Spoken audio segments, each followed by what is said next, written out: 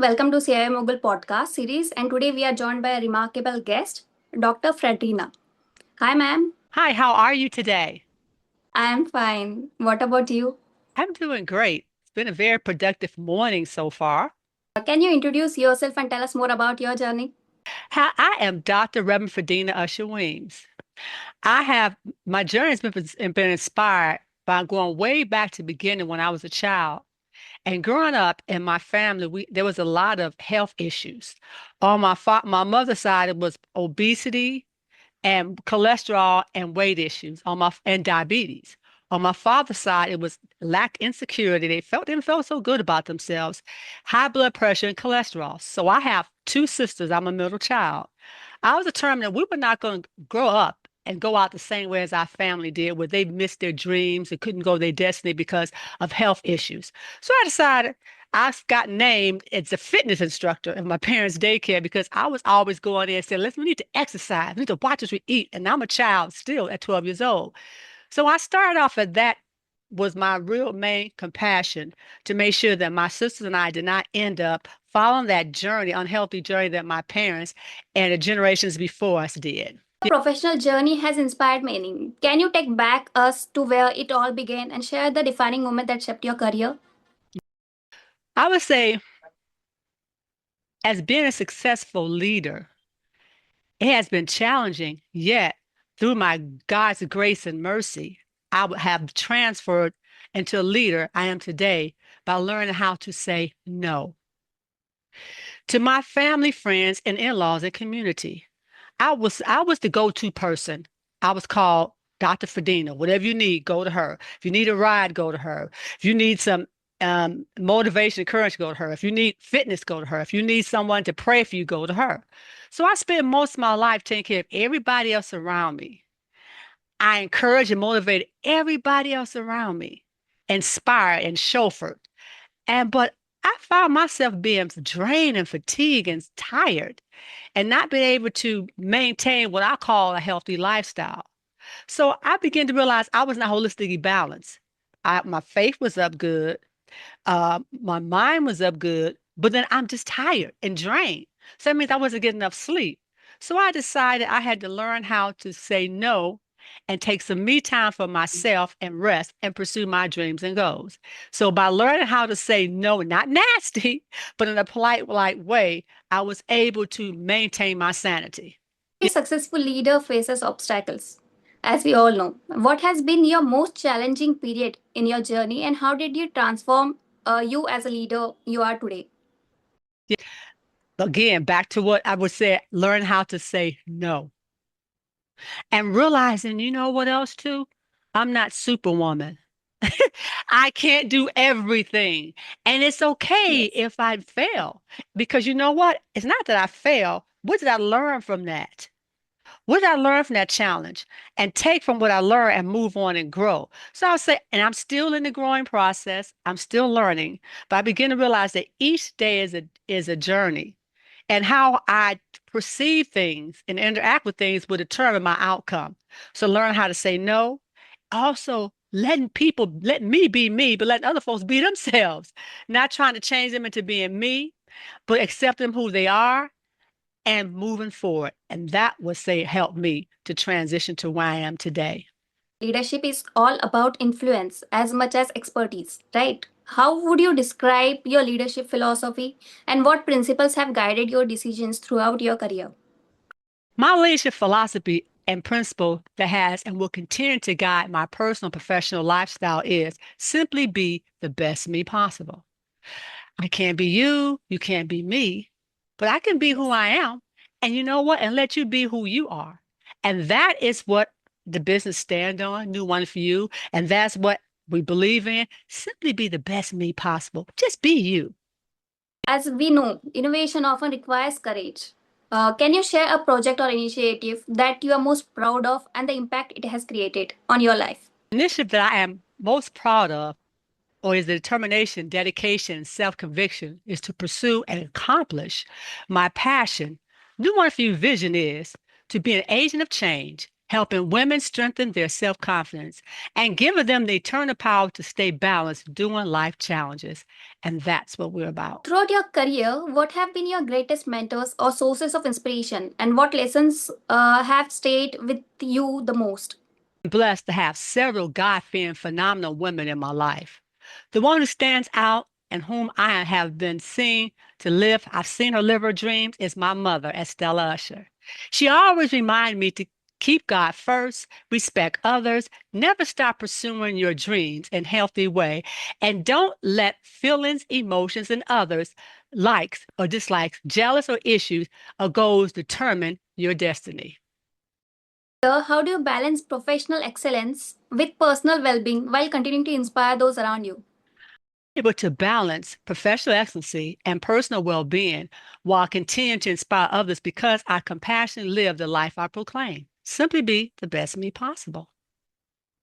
Can you elaborate? How can someone be best of themselves and give themselves? $100 question, and it starts for accepting who you are with all your strengths and weaknesses, with all your accomplishments and failures, just simply accepting that and not looking at it as not comparing yourself to someone else because you really can't, because no one has the same fingerprints as you. So just realize, okay, I can do this. At this point, I cannot do that. But I'm just going to look at the good qualities I have, but not forgetting my failures to see how that helped me to become a better person. So basically, you have to know who you are and whose you are before you can actually go out there and try to help someone else be simply the best me possible. Talking of the inspiration that we have, like everybody has a role model in their lives. So, what do you think is the role model in your life that shaped your career and the person who you are today? Again, I would say my faith in God, watching my mother go through trials and tribulation, racism, discrimination, and how it didn't stop her from pursuing her goals. Because as a child, they didn't have much. They basically got the food from the food that was thrown off the trains.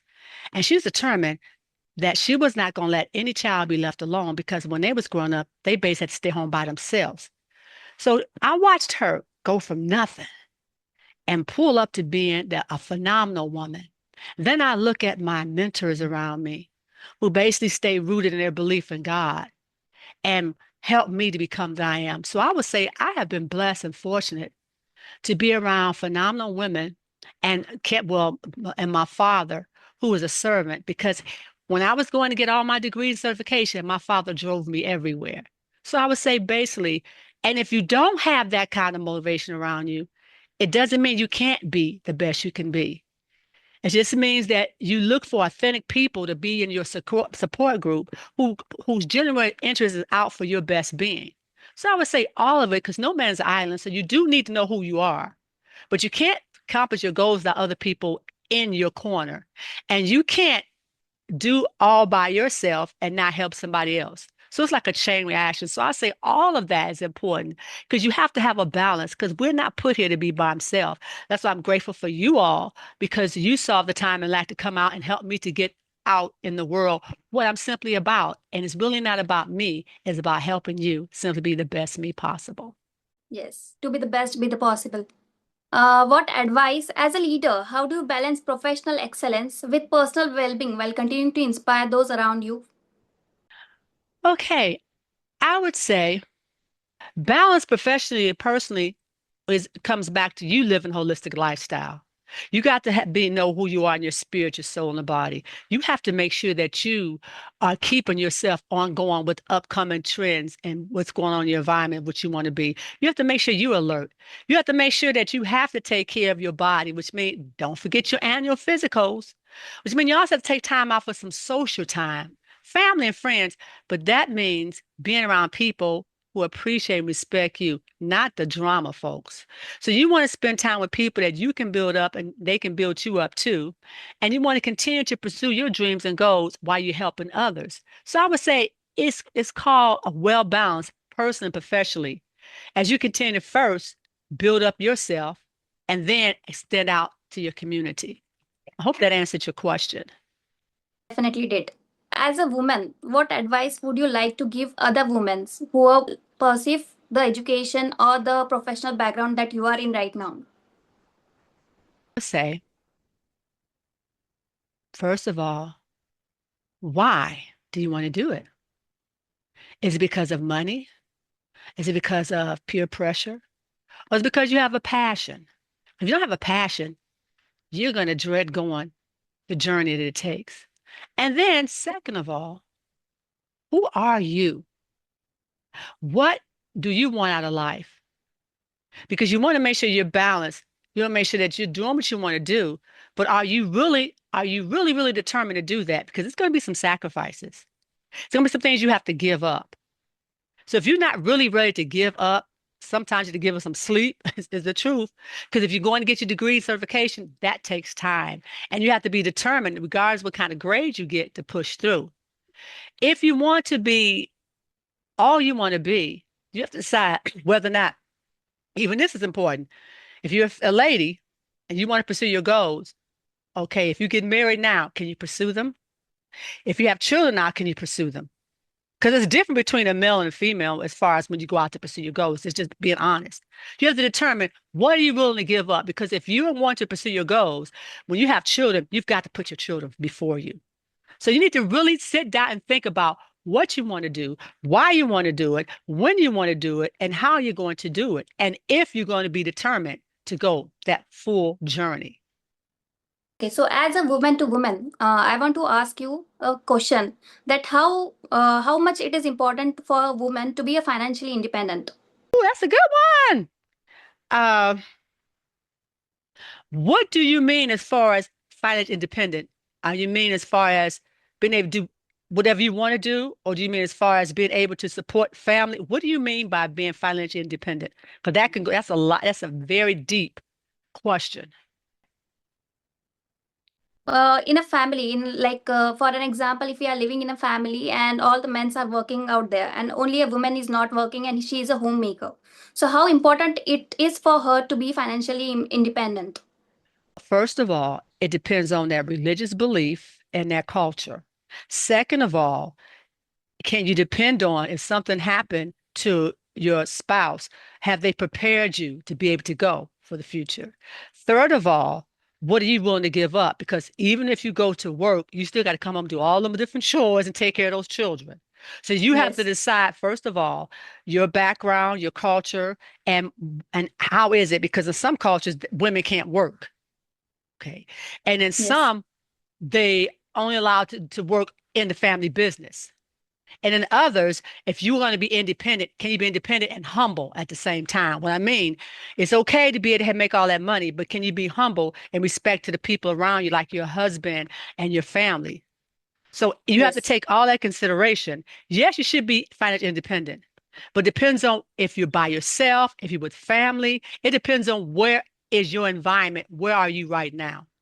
And if you can handle being independent without disrespecting, stepping on somebody else's self-confidence. So the world is evolving rapidly. What emerging trends or opportunities do you believe will shape the future of your industry over the next 5 years? The world is rapidly evolving. Emerging trends and ongoing professional opportunities within health and wellness will enhance, motivate, and inspire the need and importance for one to be rooted in self-confidence, self-worth, and self-discipline to pursue one's personal professional goals. So you have to know that you know that you know that you have the confidence, you know that you're worth, not letting somebody else tell you. Because when you get out there, you've got all kinds of racism, discrimination, jealousy you have to deal with. So you have to be ready to know that you have that confidence in yourself, you have that self-worth, and you can discipline yourself to pursue your goals while you respect others. Looking back on your journey, what achievements give you a greater sense of fulfillment in your life, and why does it stand out among your most of your achievements? Achievements that gives me the greatest sense of fulfillment is that I stay rooted in my faith, self-care, and family values and morals throughout my health and wellness personal and professional journey. Remarkable, like the purpose or the achievement you have while treating your patients. It's letting them see themselves to build up their own self-confidence and realize their self-value and that they really are important regardless of the situation that they're in or circumstances. That's what's most important to me. Helping people realize that it's not about ups and downs. It's not about success and failure. It's not about poverty or income. It's about you being able to interact and deal within every situation of your life that comes at you.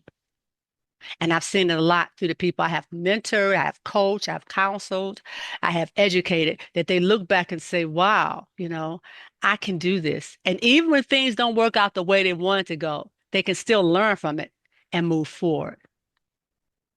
Because we know that Do you life itself is not all roses. So you got to be able to deal yes? with everything that comes your way. I didn't mean to cut you off. Apologize. Did you remember any case while treating your patients that gives you a sense of achievement in your life? Yes. A lot of time, well, some of the times when I was with the Cleveland Clinic Health and Wellness Program, Lifestyle 180, we had a lot of people come in who were dealing with weight issues. And they would come through the program and they would get the weight off. But guess what? They end up coming back because they didn't get the root of the problem. So I've been able to talk to them and mentor them and see what the problem was. We realized what some of the roots were. And I was able to help them to see that and deal with that so then the weight could come off. You'd be surprised how someone just well you might can eat mint every day, but one lady, because she was eating mints every day, she couldn't get them extra 2 pounds off. Then you have some people who are emotionally going through depression because of something that happened to them as a child, and it's rooted in them, like got molested or raped. So it's able to be able to deal with them psychologically, mental health awareness, help them to realize and take some of that shame off of them so they can go on and live their lives. So I've seen it in numerous occasions in different areas.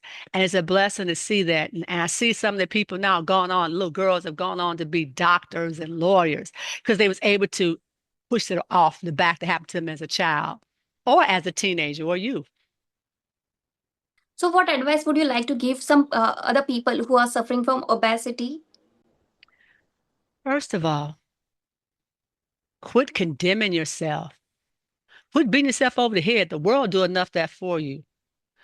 It's look back and see what's going on with your life. Hook up with a coach, someone that can help you. And remember that you're not perfect. So as you're going through this transformation process, sometimes you might fall. But you got to get the root of the problem. You need to find out what's caused you to be overweight. Because in some cases, obesity is caused because of medication that they're on. So we need to find out what the root is so we know how to help you deal with that. And realize that what you did back in the past, like sometimes I had one lady come to me and she wanted to go back and weigh the way she had when she was in high school. That's not gonna happen. You're not gonna look the way you was in high school. You're gonna look better than you were, but you're not. And quit trying to force yourself to get back in that dress you wore back in high school. Let's move forward. So you've got to get them to come to reality, do a reality check first and see where you are and admit it. Then we can move forward. And that's in obesity, that's in mental awareness, that's in every part of your life.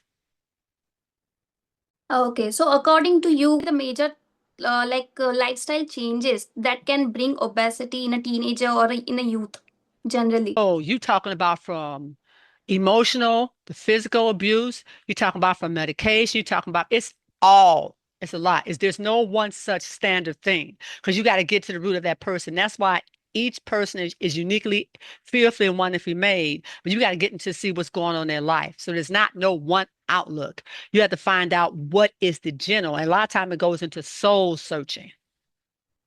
Could be the way you were raised, could be how you feeling because you don't have a father, could be because you're a it's a lot. So I can't just say just one thing. That's why we offer like 15-minute free consultations where they can come in and I can sit down and see what's going on with them before they sign up to whatever health and wellness or fitness or nutrition or behavior change. Because you got to find out what the root is. Otherwise, guess what? We're just going around and like on a hamster on a Ferris wheel over and over again. So moving to the last part of the question, where do you see yourself in the next upcoming 5 years? Hmm. In the next upcoming 5 years, I still see myself growing in God's grace, using what He's given me to help people to realize that in order to engage in this evolving world, you have to know who you are and where you're going. So it's Yes. still the same. Things might change, technicians might change, but it's still the same thing, getting you to realize who are you and where you're going. So, in the last, any advice would you like to give our readers and leaders? Yes, I would say that that you are all fearfully and wonderfully made. No one on earth is born and made exactly like you. They can't duplicate you. They can't take from you unless you give it to them. You're authentic. So as you're moving forward, simply be the best me possible while letting others be themselves. And make sure you take time out to personally develop who you are and enjoy life. And that's what I would say. Thank you, ma'am, for your inspirational words. And we are glad to take your time to have yours on the CIO Mogul podcast. Thank you for the conversation. You're welcome.